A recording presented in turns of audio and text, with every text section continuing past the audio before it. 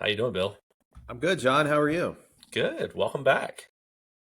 Episode 3 of the That's Retire right. Stronger podcast. We've tripled our production here in just a few weeks, John. This is great. Absolutely. It's nice John, to what be are we back with talking you. about today? Oh man, excess withdrawal risk, I believe, is what we decided on for the topic today, and which is an interesting topic because of not only what we've seen in the last couple of years with inflation and cost of goods going through the roof, people having to spend more money to maintain their lifestyles. So I think this is very appropriate topic, a very appropriate discussion. So, looking forward to what we have to say today, and I hope our audience is as well. Yeah, before we get started, John, I'm wearing glasses today for the audience that's able to view us here. Do I look more intelligent, John, or do I just look older, or both? No, I think it makes you look younger and more distinguished. Isn't that the same for me with my glasses? Wow. I have a really nice partner. I teed that up for you. You could have just laid me out on that one. I Yeah, yeah. appreciate that. I wanted to take it easy on you today. John, excess withdrawal risk is interesting. It's a topic that I'm not sure how many advisors actually talk to their clients about. You don't really see articles on this very much. I know that in a little bit, you're going to talk about how investment brokerage houses deal with withdrawals and the 4% rule and the 5% rule, and pretty soon to be the 2.5% rule, I guess. But um, it's something that we talk about with our clients because it is a retirement risk right in line with the others that we'll be talking about, such as longevity and sequence of return and taxes and inflation and all of these things that are out there that can creep up and really um, throw you off track from what could be a very enjoyable retirement experience. So I like to explain excess withdrawal risk to my clients by telling a story. So I'll share that story with you today, if that's okay, on here. But Sure. so the story goes something like this. So imagine that you and your spouse are stranded on a deserted island, and you've got a limited supply of water. But on a regular basis, pretty much every day, there's a genie that appears to refill your bottle of water. But the genie has certain rules that you have to follow. So the first rule is you're allowed to drink 2 cups of water a day, which is enough to sustain yourselves comfortably. If you want, you can drink more than 2 cups of water, but the genie is only going to refill 2 cups per day. And then if there's no water in the bottle, the genie does not come back. No more water is added. So you start out and you and your spouse follow the genie's instructions and you drink 2 cups of water a day and you find that you live well. And every day the genie appears and refills your bottle and life is good and you always have a full bottle and everything's great. But soon, however, there's a rare heat wave that hits the island and it gets much hotter than you can bear. And the heat is so unbearable that you and your spouse are just sweating profusely, just coming at you like buckets, right? And as your thirst goes through the roof, you realize that you can no longer sustain yourselves on just 2 cups of water a day. So you need to drink more to survive. And you do so. But now, remember, every day the genie comes back and puts 2 cups back into your bottle. So you start to notice that bottle of water is declining in value a little bit there. Then one day your spouse falls ill and their temperature skyrockets, and you need to drink even more water to keep that temperature down and hydrate. And without realizing it, and with no other choice, you give your spouse the very last drops of water in that bottle. And then it hits you both. No more water, no more genie. So imagine if this were you and your loved one on a deserted island. How would you feel the moment you realize that things are not going to work out too well? It's probably going to be a devastating feeling. And excess withdrawal risk works just like this. In a perfect world, every time you withdraw funds from your investments for income, your money will replenish itself and it'll go back to its original level. But unfortunately, if you start taking larger withdrawals due to inflation or an emergency, your money is not going to have the necessary time that it needs to replenish itself. So like the bottle of water in the desert, it's eventually going to run dry. And when that happens, your income, in this case, your 2 cups of water, will also run dry. So Excess withdrawal is something that can hide underneath your financial plan. It's not out in front of you like rate of return or your insurance product income and things like that. And one day when you wake up and realize that you're going to run out of money, it's too late to fix the problem. And running out of money due to excess withdrawal is going to end pretty badly if you end up in that situation. It may not be as bad as running out of water on a deserted island, but your life is definitely going to change for the worse. I think that kind of illustrates a little bit behind how this works and what it looks like from an analogy standpoint. But maybe you want to talk a little bit about how does this work in practicality, John? What is the advice that's being given out there so that people can withdraw from their accounts? What are some of the rules that are being used by investment houses and folks that help people in this area? Yeah, great question. I think 25 years ago when I got in the industry and first started my career as a financial planner, the rule of thumb was, well, it was still 5%. That was what was the rule of thumb back then. I want to say it was the mid 90s, probably when we had a little bit of a market pullback in 94, 95 timeframe. That rule of thumb of being able to withdraw 5% and still maintain your principal value of your account and not jeopardize the fact of outliving your money was starting to be challenged by certain advisors and talking heads as whether or not that was still viable. Can we still advise our clients to safely withdraw 5% out of their accounts and not get into a scenario where they're running into withdrawal risk, excess withdrawal risk?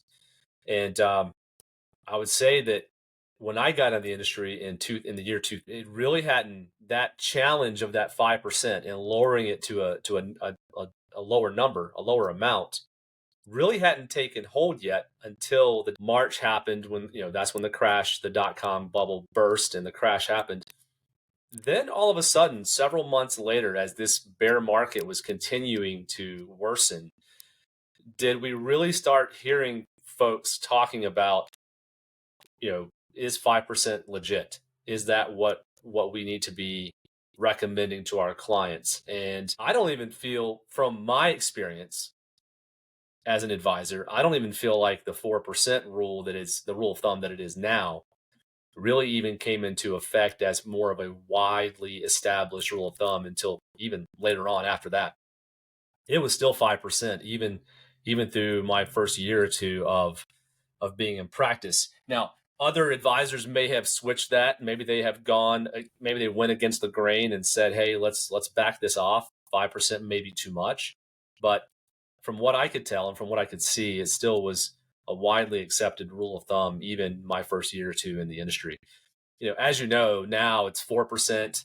It'll probably get lowered to 3. You even joked around, maybe even to 2.5. Who knows? I think, though, that there's so many factors that play into whether or not a client is going to be subjected to this risk in a legitimate, real way, that it's really hard to tell what the rule of thumb needs to be. And I think that's a very important part of it too, is that this is just a rule of thumb. It's a starting point where you and I, as advisors, as planners, will have a conversation with our clients, and we go from there to determine what is a legitimate amount they should be pulling from their retirement assets to support their lifestyle that is going to be truly sustainable long term.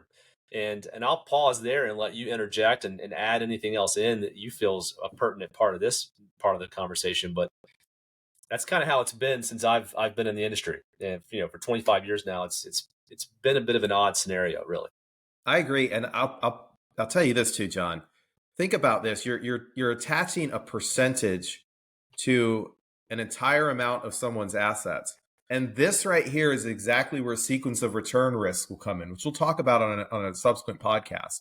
But if you're using a 4% rule, you also have to take into account the sequence of how your returns are received. If you have negative returns early in your retirement, the 4% rule is not going to work. And conversely, if you have positive returns the first few years of your retirement, the 4% rule, you're probably going to end up with a lot of money left over. So it has to take into account the sequence of when those returns are received. And I was also thinking about something else when you were talking. Think about if you were in the 5% rule category taking income out of your investments. And then all of a sudden, the conventional wisdom out there shifts and says, oh, nope, sorry, we were wrong. Now it's the 4% rule. And you've been withdrawing money from your accounts at 5% for the last 10 years in retirement. How are you going to feel when you hear that? And then you get further down the road and like, well, maybe it's 3.5%. John, this is not a way to plan. I don't think this is going to work out well for a lot of folks. It's just a moving target that just does not seem to provide a whole lot of peace of mind. If you were to ask me, what do you think Yeah, about that? no, I agree. I mean, think about if you got a job and you were hired based on a specific salary. You agreed to take the job. They agreed to pay you a specific salary. And then a year into it, 2 years into it, they come to you and say, the amount we're paying you just isn't the right amount anymore. So we're going to now lower that by $10,000 per year or however much, whatever percentage rate, right? And it's not, it's not something that would be palatable by that individual. Anyone in their right mind would probably be very quickly looking for a new job or looking for a new way to supplement that lost income. You cannot, like you said, you cannot appropriately plan what it is you're doing if the goalpost keeps getting moved into different directions over time. So I added my commentary there. I know where you're going with this. I don't want to steal your thunder. So, please Yeah, I continue. was going to say that there's a couple of other things here. This to me is why you really need to work through your finances holistically, both on the principally guaranteed insurance side and the variable investment side. I'm not in any way indicating that market-based investments are a poor choice to provide income. But what you need to figure out is how much of my income do I want guaranteed? And how much of it do I want to come from variable sources? And from there, you can kind of start to lay out what the framework is going to look like for that part of the plan. Some people will say, well, why wouldn't I want 100% of my money guaranteed? Well, you might be able to do that. Sometimes it's not able to be structured that way. Everybody's different. Mm-hmm. Some people are more comfortable on the variable side of things and saying, let it ride. I'll pull money out of the investments when I need it. But look, if you go to someone, let's go to your investment advisor, and I'm sure they're nice folks, right? But if you were to ask them, put together an income plan for me based on my market-based investments alone, how much money can I withdraw per year? This is where the 4% rule comes into play, or whatever percent rule they're going to use. And then they'll run simulations to show you how successful that plan will be for your investments. It's very difficult to come up with an income plan. It's virtually impossible to come up with any sort of income plan that is going to provide the guarantees you might be seeking. So that's part one on the investment portion of it. So and this is also, John, where people come in and they get the idea, I've got to get to a certain number in my investments. My investments need to grow to this number, 3 million, 4 million, 5, whatever it is. They've got a number in their head because they're attaching a percentage to that number to generate the income that they need. That's all on a variable basis. Well, what if it was flipped on its head a little bit? You said, what if we start from how much are you actually going to need on a monthly and annual basis to meet your expenditures in retirement? What if you start there? Then you work backwards, and the number that you need, the actual number you need on your retirement date, is going to generate itself from a cash flow basis. That's kind of the way I'm thinking through that part of it. Am I wrong there, John? No, it's 100% accurate. And that, I think, is one of the issues that we deal with so often with a lot of our clients that hire us. I like to think that when our clients come to us and hire us, it's because they see the value in what what we're preaching. I mean, we really are. We don't just tell people to do things. We don't advise people to do certain things because just out of thin air. It's not willy-nilly. There's a reason behind why we give certain advice. There's a reason why we use certain tools like budgeting within our financial plan and giving us a roadmap or even a starting point. We have to know where we are to determine where we need to be and how we're going to get there. I'd like to think that that's one of the reasons that people hire us is they see the value in what you just said, is being able to understand exactly what they're going to need in retirement and be able to track that, update it, and reassess and reevaluate every single year when we do annual reviews, if not more often than that, um, to be able to determine what's appropriate, what their portfolio can sustain long term, and how certain changes in the economy and the markets in their portfolio, adjustments to their portfolio that we might recommend, how that will impact them long term. It's so important, so key. Well, also, you have to remember that excess withdrawal risk is not something that happens just during retirement. Excess withdrawal risk is True. happening right now. We have been in a high inflationary period for the last couple of years, and many people are trying to maintain a standard of living that they had become accustomed to previously, but costs have gone up for everything. And a lot of people turn to their credit cards when that happens. And the excess withdrawal is now being dumped on the credit card, right? So Or HELOC or anything like that. Yeah, correct. absolutely. Any sort of interest vehicle. Well, that is a whole other can of worms as to the problems that's going to cause, right? Because of the payback time and the cost and expense. Now you've got a problem of actually being able to fund retirement. So this excess withdrawal thing is not simply something that happens during retirement. It is something that's happening to everyday Americans right now. And again, that is why I think we start to see more and more people in the younger generation starting to plan differently or being interested in seeking a plan, because ultimately your financial plan, your ability to fund a financial plan, your ability to be successful with your financial plan comes down to understanding how your household cash flow works. If you do not have a clear picture of how your household cash flow works, you could be saving too much, right? And people say, well, how can I save too much? Well, you might be putting yourself in debt by saving, thinking you got to put everything away. But you also, more times than not, people are saving too little. And understanding that cash flow, how your income, your assets, and your expenses all work together to create your household cash flow is critical to being successful, either approaching retirement or younger or in retirement. It all matters, because your household essentially is a small business. And if you look at that from that perspective, if a small business or a larger business has negative cash flow, John, how long are they going to be in business? Not very long. Yeah, no, it's a really good point you bring up there. Debt, and having and being forced to take on additional debt to fund your lifestyle. It's funny. We get asked from time to time to provide commentary and quotes to certain articles, and we were recently featured. Our firm was recently featured, and looks like we may get featured in an upcoming article as well, where we talk about these exact same things we're talking about. So it's evident that the risks to retirement, the typical risks to your retirement that a lot of people think about, are not the only risks you have.